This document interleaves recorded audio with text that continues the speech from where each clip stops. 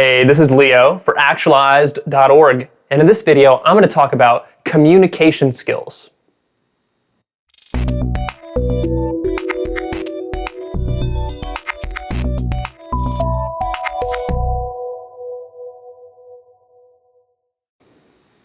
All right, so let's talk a little bit about communication skills and what it really takes to improve your communication skills and how do you become a good communicator.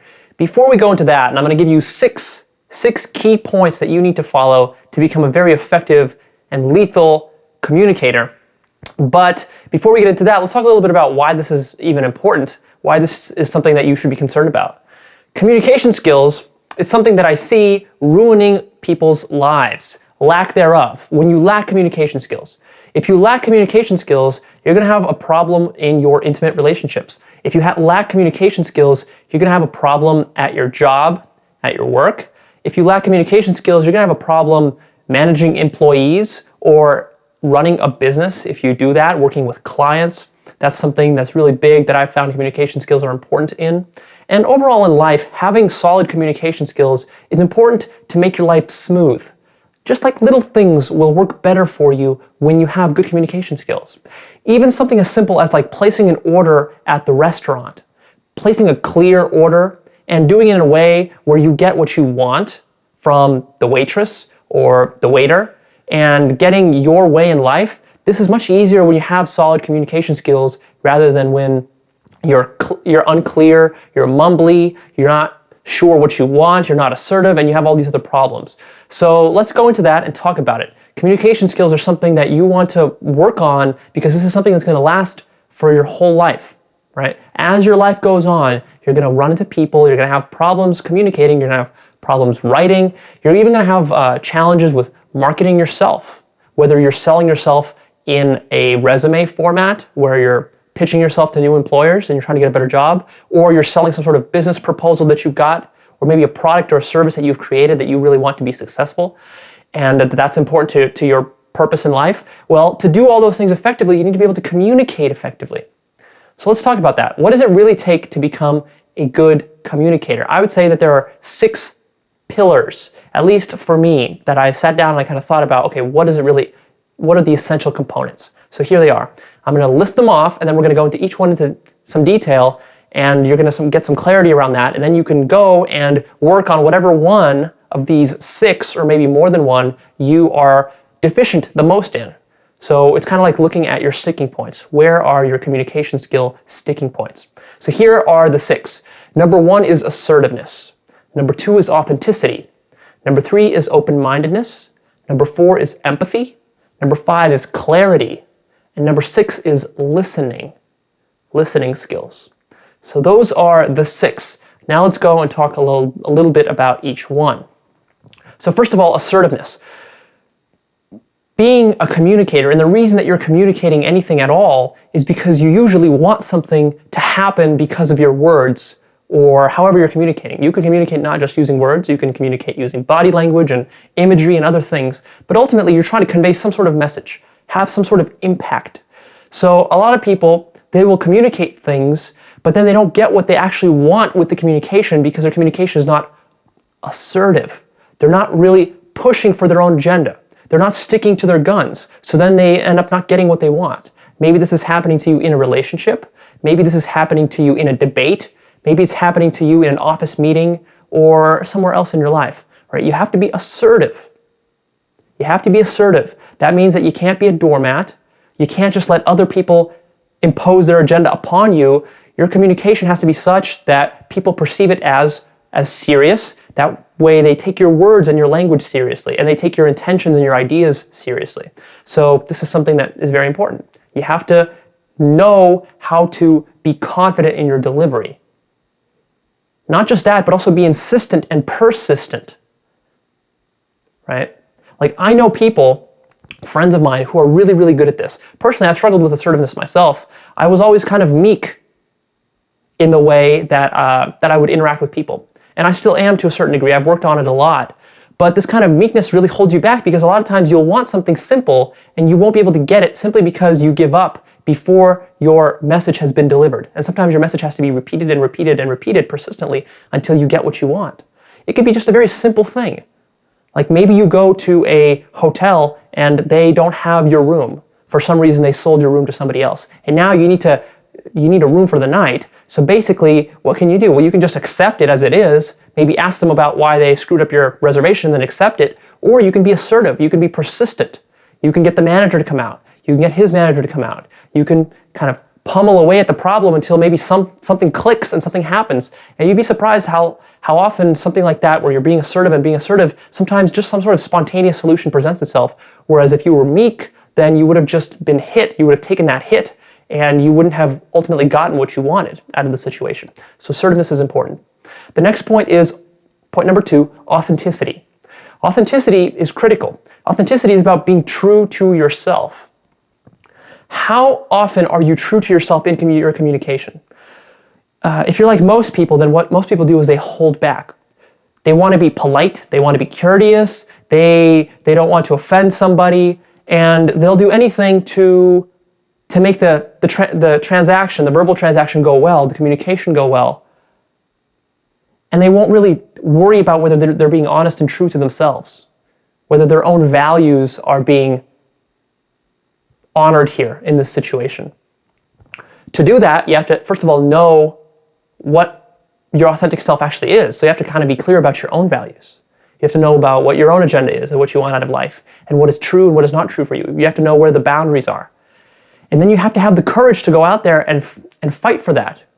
Because being authentic, that's not something that comes spontaneously to most people. For most people, that takes effort and work. Because we've always been taught and been conditioned to be polite and to put this big smile on our face. And that can be fine in some situations, and that will hold certain situations over. But in the long run, it doesn't work. In the long run, people see that. They can see right through your inauthenticity. And when you are communicating with someone who's inauthentic, you can clearly feel it off that person. And so his message and his ideas, they get diluted. They don't have the power that they want to have. But not only that, but the person who's doing that communication, who's being inauthentic, he or she is ultimately unfulfilled with him or herself. So that's why authenticity is critical. Number 3 is open-mindedness. You have to be open-minded when you're interacting with other people. Open-mindedness means that you're willing to consider other perspectives, alternative scenarios and ideas. Don't close your mind off to alternate points of view, because you will be coming into contact with many people in your life, and their points of view might be very different than your own.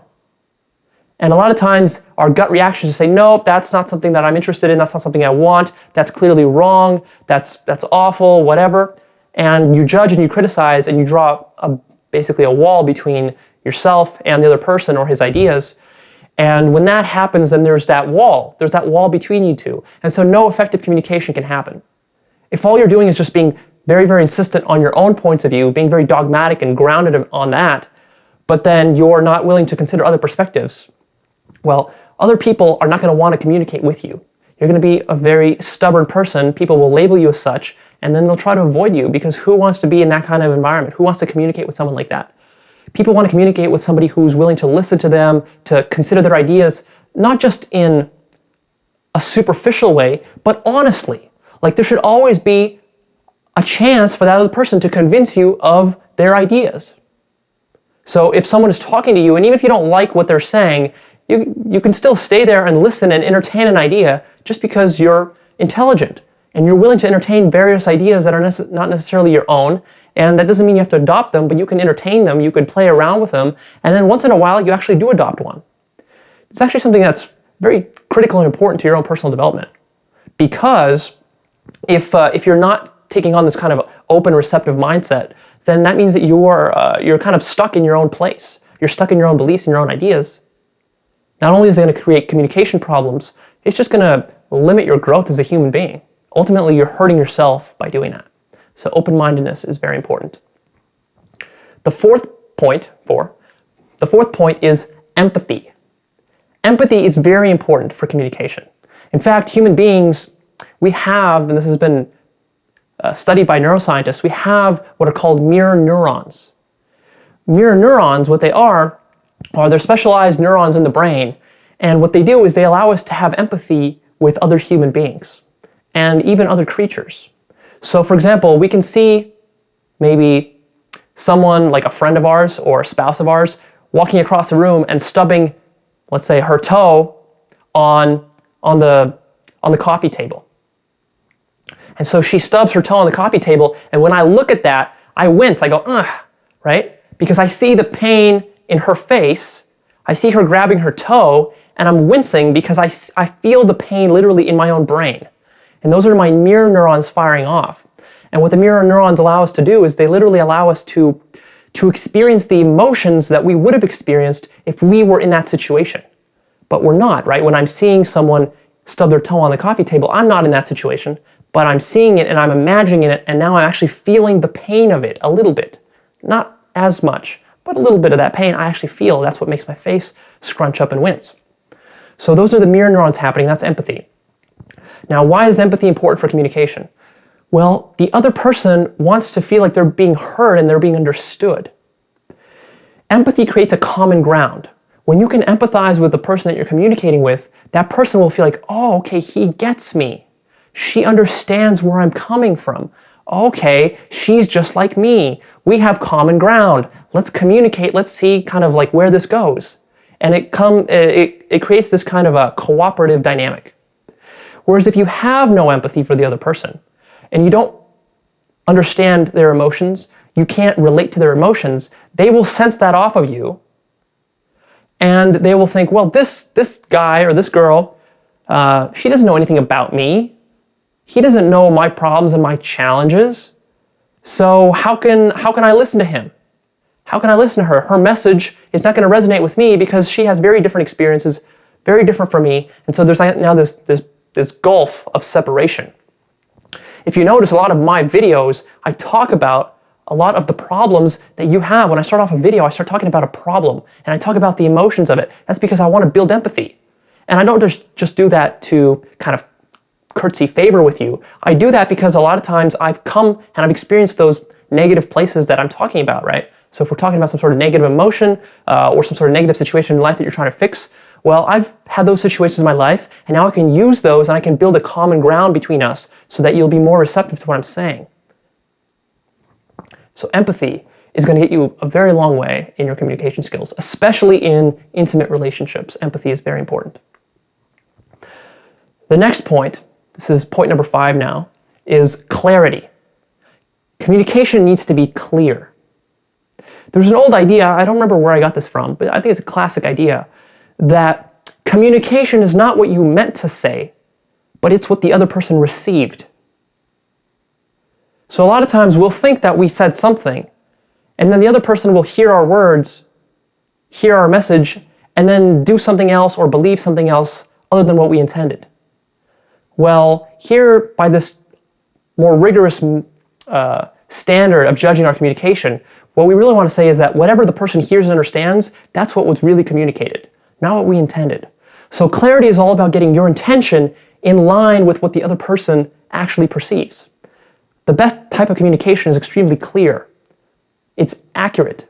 It's easy for other people to understand what is being meant. It's not loosey-goosey and nebulous and too abstract, which allows for many, many types of interpretation. Clarity is very important because if you're not clear in your communication, then what you're communicating will get misinterpreted, and then people will start doing things that you didn't really intend them to do. They'll start believing that you believe things that you didn't actually believe.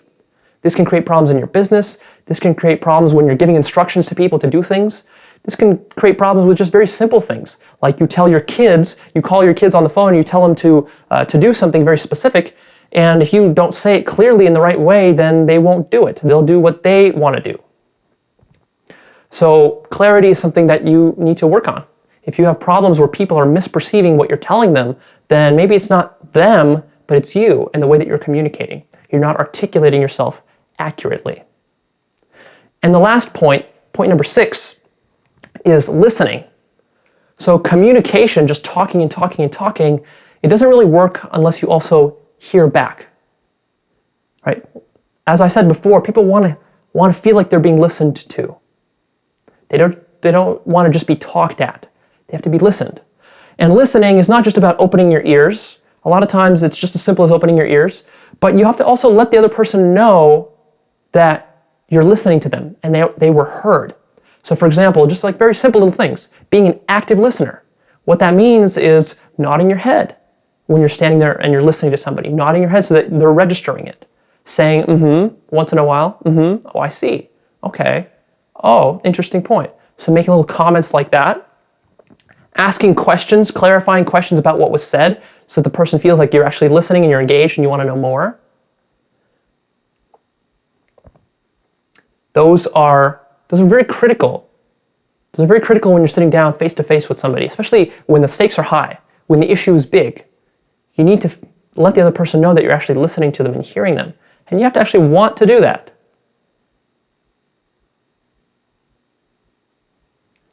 Okay, so if these are the 6 pillars, now you have to ask yourself, if you have trouble with communication skills or you want to improve, which one of these 6 are the 1 or 2 that are really holding you back, that are causing you the most friction in your communications? Is it assertiveness, authenticity, lack of open-mindedness, lack of empathy, lack of clarity, or lack of listening? Pick 1 or 2 of those and then say, okay, I want to improve that. I want to work on that. I'm going to devote the next 30 or 60 or 90 days really focusing on that and looking for ways that I can improve. Let's say you want to improve your clarity. I'm going to look at ways that I can improve my clarity. How can I write more clear emails? How can I give more clear presentations at work? What does that mean? Do I have to study? Do I have to read some books? Do I have to take some notes? Do I have to spend more time preparing for my presentation? Do I have to maybe get feedback from my boss in a way that I haven't been getting before? Do I have to maybe learn some new vocabulary? Maybe I have to simplify down my vocabulary. Instead of being all highfalutin and trying to be sophisticated, maybe I should just boil my vocabulary down to something very simple where people can actually understand what I'm saying rather than trying to impress them with my big use of fancy words. So that would be a way that you could work on clarity, and you could do this for all the other ones as well. And then practice. Practice at work, practice in your intimate relationship, practice at even like very simple places. When you're going out and you're ordering a coffee at the Starbucks, practice there as you're chatting with the cashier. You can practice all these things all the time throughout your life, and the more you interact with people, then the better and better and better you get at this. But I think that it's important to put your attention on it, because a lot of people, they'll just assume that communication, well, that's something that just kind of comes naturally. I don't really need to work on it. Well, if you are in any kind of professional setting, then you know that it takes actual work and practice to get really good at communication. And you can join organizations like Toastmasters and maybe volunteer to do more types of public speaking and other types of things at your job in order to become a better communicator. Okay, this is Leah. I'm signing off. This is how to improve your communication skills. Go ahead and post me your comments down below. I'd love to hear what you think. Also, if you like this video, go ahead and click the like button right now. Click the like button so that it gets shared and spread around. And then, of course, come and check out Actualized.org. Sign up to my newsletter. My newsletter is free. I'm releasing new videos, new articles, other goodies every single week for free updates with all this kind of information. This information about how to master your life, how to understand your psychology, how to get the mindsets and strategies you need. Also, some really powerful techniques for going out there and creating a passionate, exciting life where you've got big goals that you're actually accomplishing, that you're actually feeling, you're seeing that the personal growth that you're doing on yourself is taking shape in your own life. You're seeing your money situation improve, you're seeing your relationships improve, you're seeing your work and career improve. Right? I really want to get you passionate and engaged with life again. That passion that you might have had at one point, but then you lost, you forgot about, you got off track with.